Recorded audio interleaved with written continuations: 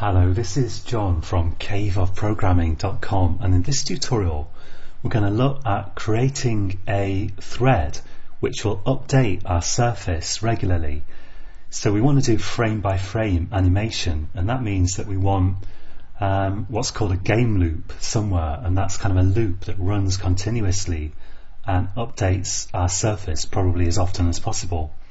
And so we're going to implement that in this tutorial, and I don't want to turn this into a tutorial on game programming as such, although we are going to cover the basics, partly because I've never written a professional kind of game. So I'm going to try to keep it with the Android, but inevitably in discussing animation we're going to have to discuss some stuff that's pretty much used in more or less any kind of game.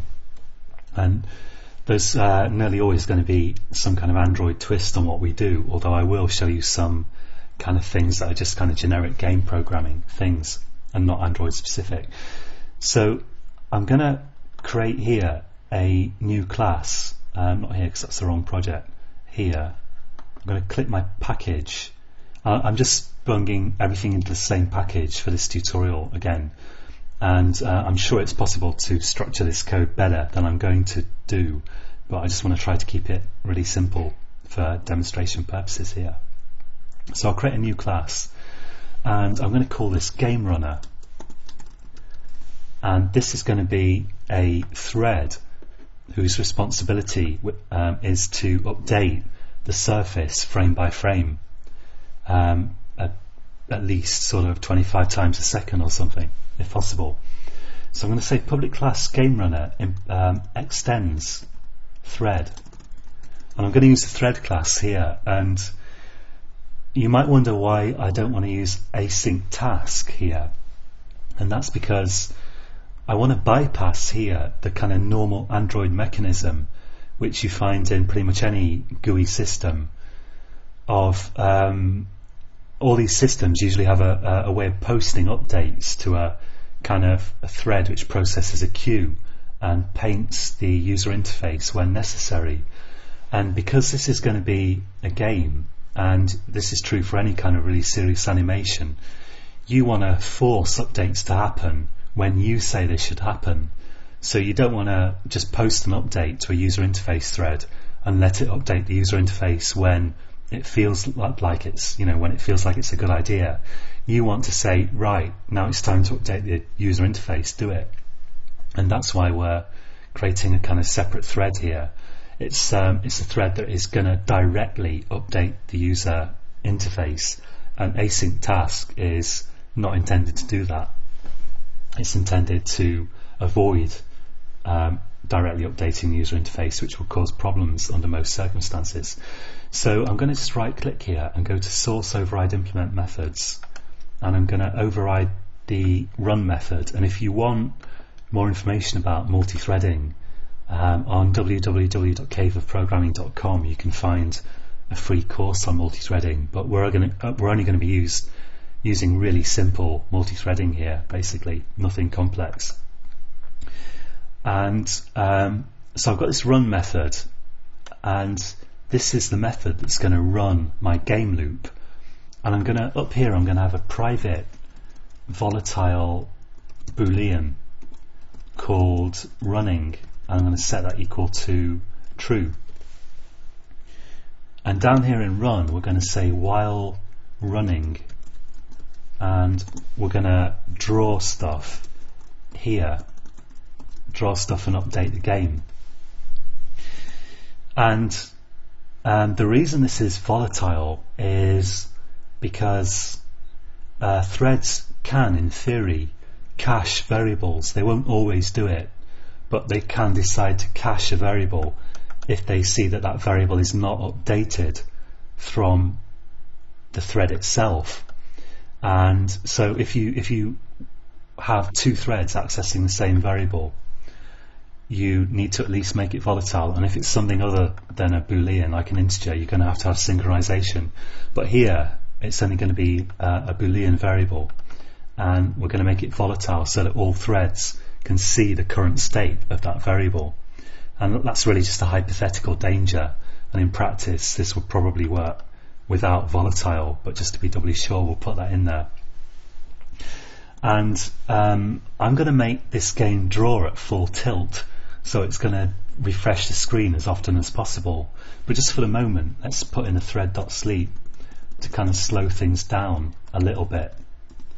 Let's say thread.sleep, I don't know, 300. So that's like roughly 3 times a second that this loop's going to execute, and I'll handle the interrupted exception there. And for demo purposes in this tutorial, I'm just going to have a log.d in there. So let's say log.d. That's really why I'm putting thread.sleep in. I don't want to output log messages as fast as possible, because that will really slow down my Eclipse. And if you literally want to make a game, then you probably don't want that in there. You probably want the screen to refresh as often as possible to make it as playable as possible. But on the other hand, if you want to do animation that's part of some kind of application that isn't a game, and it does other things besides besides refreshing the screen and drawing the screen, then you might well want a thread.sleep in there, so that your application isn't absolutely doing animation full tilt, but will hopefully have the kind of energy, the CPU cycles, to do other stuff at the same time. But here we're not going to worry about that, because I want it to go full tilt and to use as much of the resources of the phone as possible to actually make my game work. So I'm going to take this out later on, but I'll put it in for the minute. And we need some way of stopping this by setting the running volatile Boolean variable to false. So I'm going to give this a method, public void shutdown. We can't call it stop because thread already has a method called stop. And I'm going to say public void shutdown, and in there I'm just going to say running equals false. And if we didn't make running volatile, in theory this could be ignored if it's called from another thread, which it is going to be called from another thread, but it is a theoretical possibility. And now back in my game view here, I'm going to create let's have a private variable that holds one of these game runners, which I'll call runner. And what I'll do is, when the surface is created here, then I want to stop my game running. So I want to say runner equals new game runner, and then I call runner.start, and that tells the thread class to go to the public void run method and to run it, and that's going to enter our game loop here, which ultimately is going to do our animation by drawing the screen. And in surface destroyed, I want to stop runner from running. So I'm going to say if runner is in fact yeah, I think that's right. If runner is not equal to null, let's say, let's check that it's not null, and I'll say runner.shutdown. So we're telling it to shut down.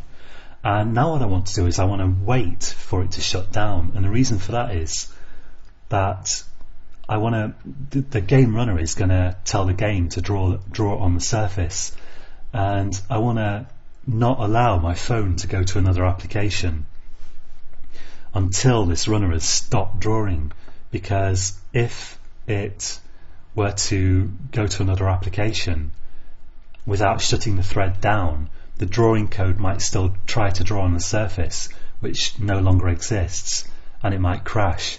So I want to make very sure that this method will not exit until the game has successfully stopped drawing, which should be very, very quick. We should be talking about milliseconds here, hopefully. But to be on the side of caution, let's make sure that we wait for the thread to exit here. And to do that, I'm going to say while runner is not equal to null, and in there I'm going to say runner.join, and this is a method that waits for the thread to terminate, and that throws an interrupted exception. So I'm going to surround with try catch, and underneath runner.join I'm going to say runner equals null. And what this does is we're going to say runner.shutdown, and runner.shutdown is setting running to false, and it should mean that that loop is going to terminate pretty quickly.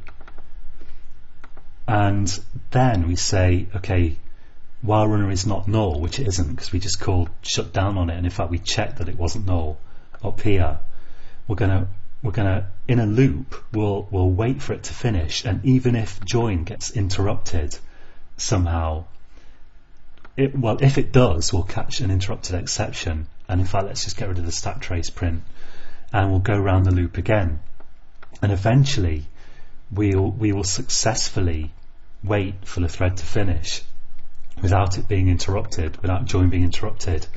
And once it's actually finished and we've successfully run join, which just waits for that thread to exit, then we set the runner to null, and then we stop trying to wait for it to finish, if that makes sense.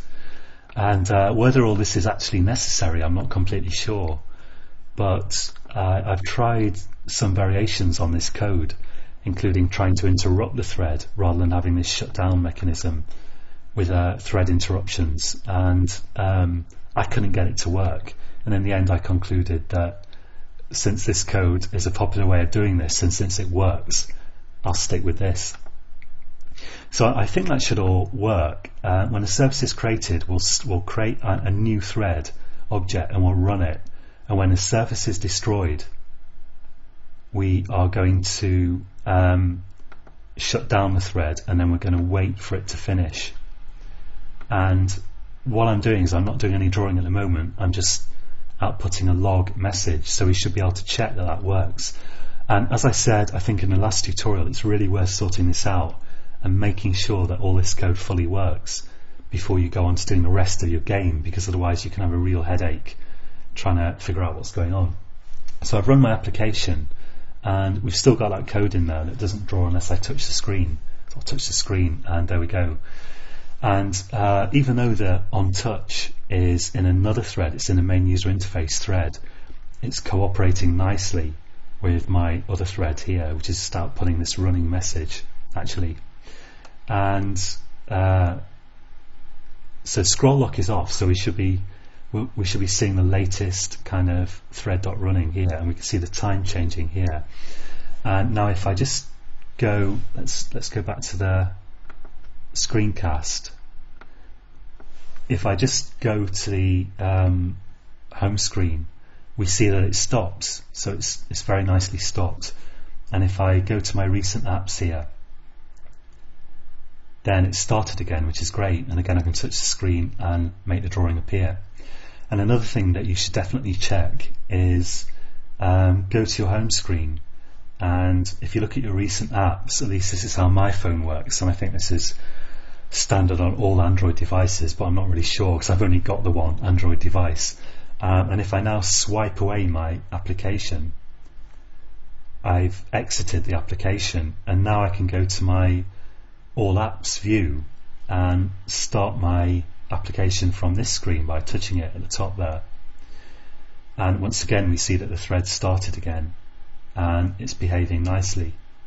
So you should check all of that stuff, and also check that if you call your phone, check that it doesn't crash. And I've checked all that with this code, so it should work, but I've only checked it on this one device, so I'd recommend that you give it a go. And I haven't been able to get this to work really in a good way in an emulator, and stuff like games is a lot easier to run on a real device than an emulator, which is never going to reflect real life fully. Okay, so that's it for this tutorial, and until next time, happy coding.